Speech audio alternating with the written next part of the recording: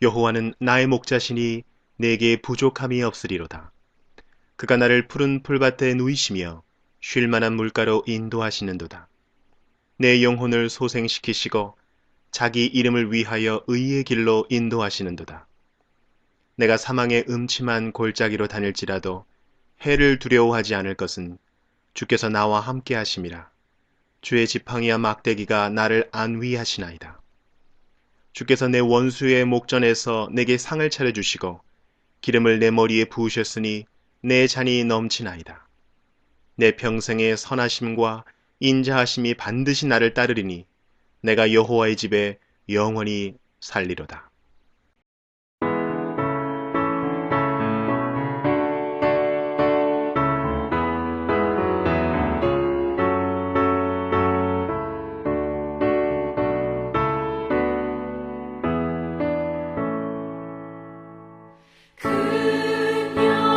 영화로우신 주 이곳에 오셔서 이 모인 자들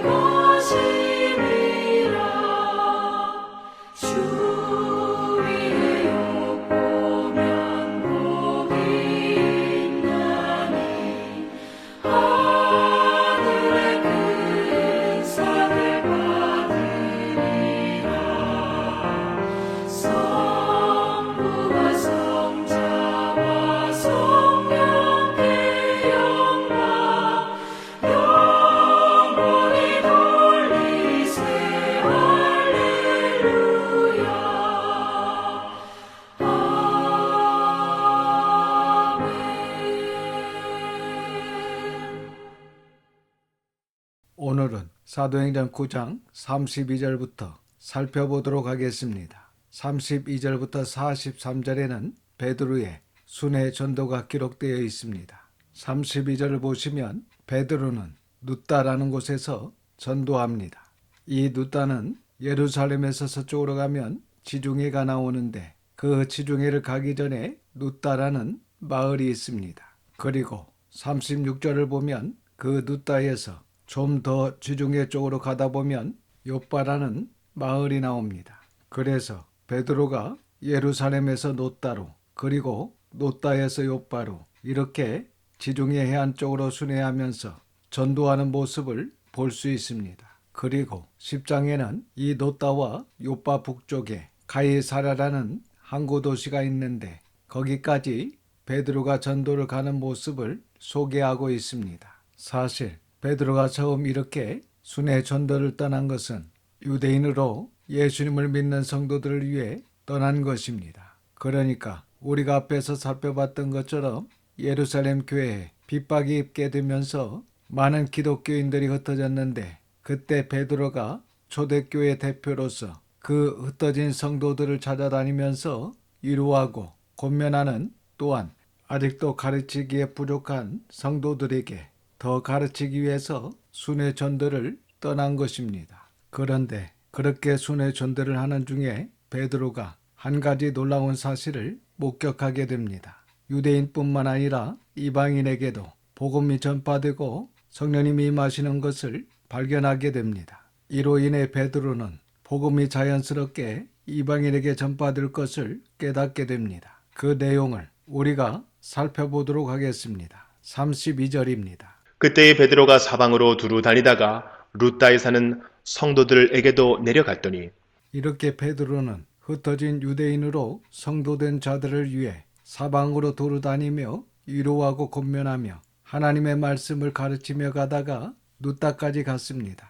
여기 보시면 룻다에 사는 성도들이라는 말이 나오는데 이 사람들은 원래 예루살렘에서 살던 사람들이었습니다. 그러나 이들은 핍박으로 인해 여기까지 온 성도들입니다. 33절에서 35절입니다.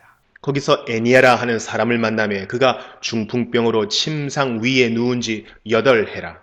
베드로가 이르되 애니야야 예수 그리스도께서 너를 낫게 하시니 일어나 네 자리를 정돈하라 한데 곧 일어나니 룻다와 사론에 사는 사람들이 다 그를 보고 주께로 돌아오니라. 이렇게 베드로가 순회 전도를 하던 중에 룻다에서 8년 동안 중풍병으로 고생하던 애니야라 이름하는 사람을 고쳐주게 되고 그로 인해 또한 룻다와 사론에 사는 사람들이 예수님을 믿게 되었다라고 말씀하고 있습니다. 36절과 37절입니다. 요빠에 다비다라 하는 여제자가 있으니 그 이름을 번역하면 도르가라. 선행과 구제하는 일이 심히 많더니 그때 병들어 죽음에 시체를 씻어 다락에 누이니라. 룻다에서 지중해 쪽으로 좀 더 가면 요빠라는 마을이 나오는데 그곳에 히브리어 이름은 다비다 그리고 헬라어 이름은 도르가라고 하는 여제자가 있었습니다. 이 여제자가 평소 선행과 구제하는 일이 심히 많았다라고 말씀하고 있습니다. 그런데 그렇게 열심히 선행과 구제하는 일을 하던 그 여인이 병들어 죽어서 다락에 두었습니다. 마침 그때 베드로가 요빠에서 가까운 룻다에 있다는 소식을 듣게 됩니다. 38절과 39절입니다. 룻다가 요빠에서 가까운지라 제자들이 베드로가 거기 있음을 듣고 두 사람을 보내어 지체 말고 와 달라고 간청하여 베드로가 일어나 그들과 함께 가서 이르매 그들이 데리고 다락방에 올라가니 모든 과부가 베드로 곁에 서서 울며 도르가가 그들과 함께 있을 때에 지은 속옷과 겉옷을 다 내보이거늘. 아마도 이 여인이 손수 옷을 만들어 가난하고 불쌍한 과부들을 도왔던 것 같습니다. 그래서 이 도르가라는 여인의 죽음을 안타까워하며 베드로에게 울면서 그의 아름다운 선행을 이야기한 것입니다. 40절에서 42절입니다. 베드로가 사람을 다 내보내고 무릎을 꿇고 기도하고 돌이켜 시체를 향하여 이르되 다비다야 일어나라 하니 그가 눈을 떠 베드로를 보고 일어나 앉는지라. 베드로가 손을 내밀어 일으키고 성도들과 과부들을 불러들여 그가 살아난 것을 보이니 온 요파 사람이 알고 많은 사람이 주를 믿더라. 이렇게 하여 다비다라는 이 여인은 살아 생전에 선행과 구제로 많은 사람을 전도하고 또 그의 죽음을 안타까워하는 사람들로 인해 다시 살아남으로 더 많은 사람들이 주님을 믿게 되는 귀한 일이 있게 된 것입니다. 그래서 본문은 이 아름다운 한 사람이 얼마나 많은 선한 영향력을 끼치는지 우리에게 그 모범을 보여주는 장면이라고 할 수 있습니다. 43절입니다. 베드로가 요바에 여러 날 있어 시몬이라 하는 무두장이의 집에서 머무니라. 이렇게 해서 베드로는 요바에서 여러 날을 보내게 되는데 그때 베드로는 시몬이라는 무두장이 집에 거했다라고 말씀하고 있습니다. 여기서 무두장이는 동물의 가죽을 가공하는 일을 하는 자로 당시 유대인들은 그러한 직업을 가진 사람을 부정한 사람으로 취급하여 기피했다고 합니다. 그래서 당시로서는 돈 없고 가난한 천민들이 하는 일이 바로 이 무두장이었습니다.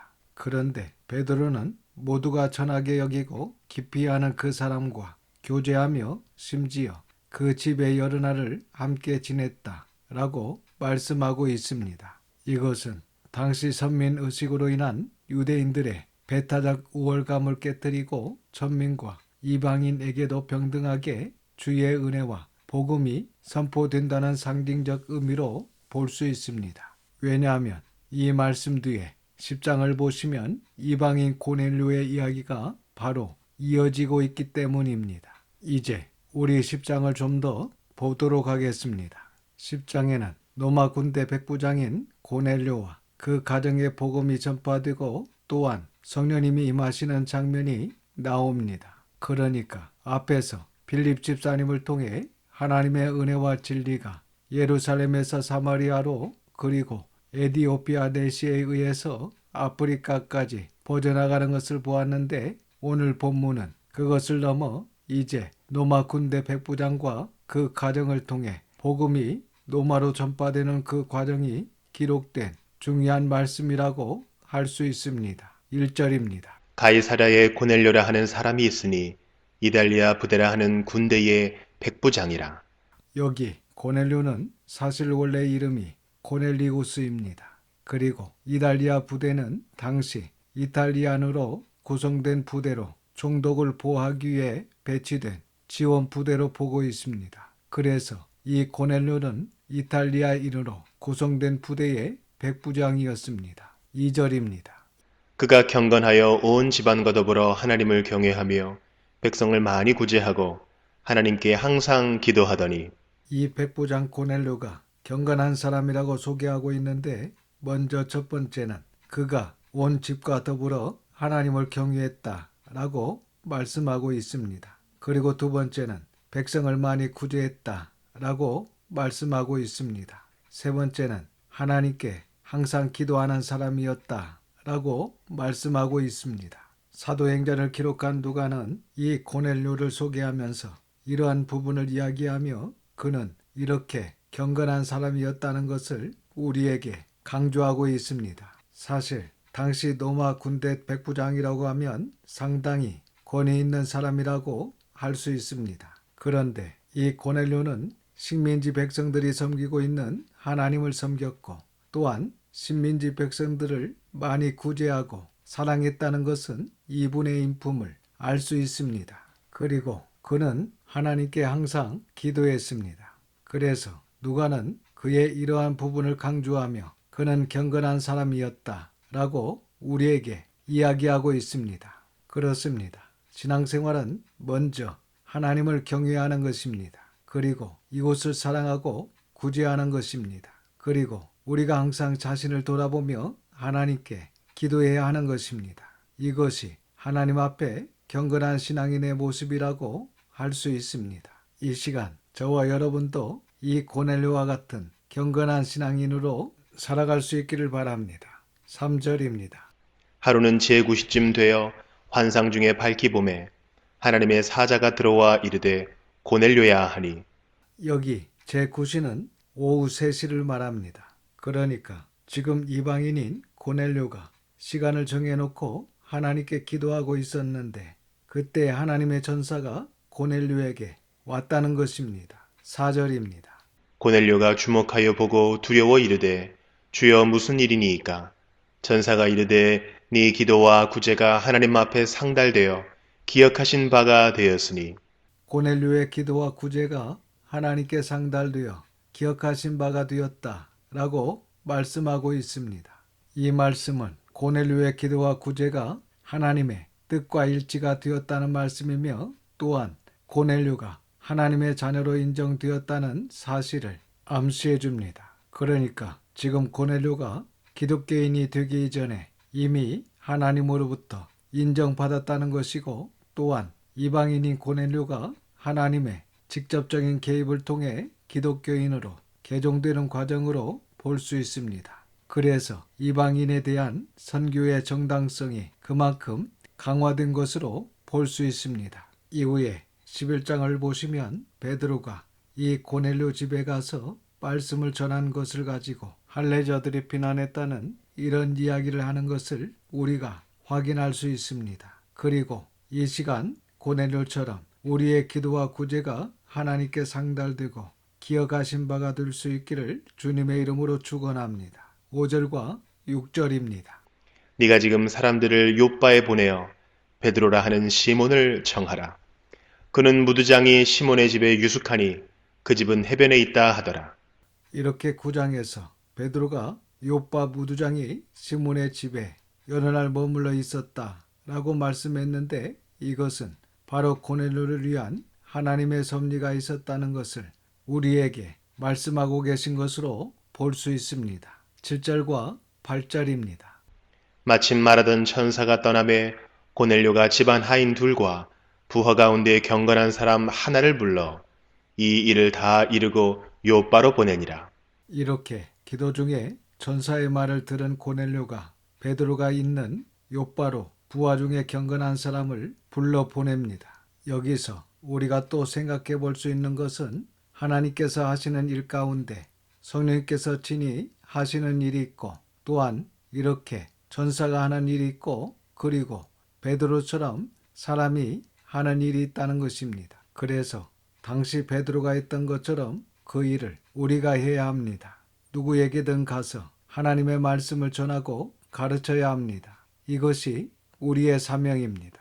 안일하게 하나님이 하시겠지, 성령님이 하시겠지 이렇게 생각하고 우리에게 주어진 일을 하지 않으면 결국 하나님께서는 다른 사람을 통해 그 일을 하시지만 우리는 하나님께 불순종한 자가 됩니다. 그래서 이 시간 백부장 고넬료와 같이 또한 여제자 도로가와 같이 하나님 앞에 늘 경건한 자로 하나님을 경외하고 이웃을 사랑하여 구제하며 항상 하나님의 말씀에 자신을 돌아보며 기도하여 늘 하나님께 우리의 구제와 기도가 상달되고 하나님께 기억된 자로 뿐만 아니라 사람들에게도 칭찬받는 저와 여러분 우리의 자녀들이 다 될 수 있기를 주님의 이름으로 축원합니다. 기도하겠습니다. 아버지 하나님, 하나님의 거룩하신 이름을 찬양합니다. 오늘도 귀한 말씀을 듣게 하시고 깨닫는 마음을 주셔서 감사드립니다. 주님의 은혜와 진리의 말씀이 예루살렘뿐만 아니라 온 유대와 사마리아와 땅끝까지 증거되는 귀한 역사를 보고 있습니다. 저희들도 이 귀한 역사 가운데 고넬료와 도로가처럼 하나님의 경건한 자녀로 하나님을 마음과 뜻과 힘을 다하여 사랑하며 이웃을 사랑하는 하나님의 기쁨이 되게 하여 주시옵소서. 또한 사도들과 초대교회 성도들처럼 주님의 귀한 말씀을 증거하는 신실한 증인들이 다 될 수 있도록 인도하여 주시옵소서. 하나님의 선한 손에 도우심에 감사드리며 우리 구주 예수님의 이름으로 기도드립니다. 아멘. 지금은 우리 구주 예수 그리스도의 은혜와 아버지 하나님의 크크신 사랑하심과 성령님의 감화감동 역사 충만 위로하심이 모든 성도들과 자녀와 가정 위에 함께 하시기를 우리 구주 예수님의 이름으로 축원하옵나이다. 아멘.